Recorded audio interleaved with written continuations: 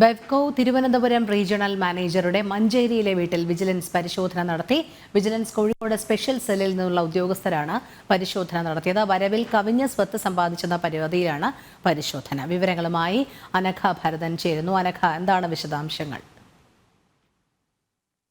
അല്പസമയം മുമ്പാണ് ഇന്ന് ഈ വിജിലൻസ് കോഴിക്കോട് സ്പെഷ്യൽ റഷ്യയുടെ മഞ്ചേരിയിലെ വീട്ടിലെത്തി പരിശോധന നടത്തിയത്. ഏതായാലും പരിശോധന ഇപ്പോൾ പൂർത്തിയായിരിക്കുന്നു. നിലവിൽ ഇവരുടെ കയ്യിൽ നിന്ന് മറ്റ് എന്തെങ്കിലും രേഖകളോ മറ്റോ പിടിച്ചെടുത്തോ എന്നുള്ള കാര്യത്തിൽ ഒരു വ്യക്തത നമുക്ക് ലഭ്യമായിട്ടില്ല. അത് നമുക്ക് ലഭ്യമാകും എന്ന് തന്നെയാണ് നമ്മൾ പ്രതീക്ഷിക്കുന്നത്. ഏതായാലും നിലവിൽ ഇപ്പോൾ ഈ പരിശോധന പൂർത്തിയാക്കി വിജിലൻസ് സംഘം മടങ്ങിയിരിക്കുകയാണ്. ശരി.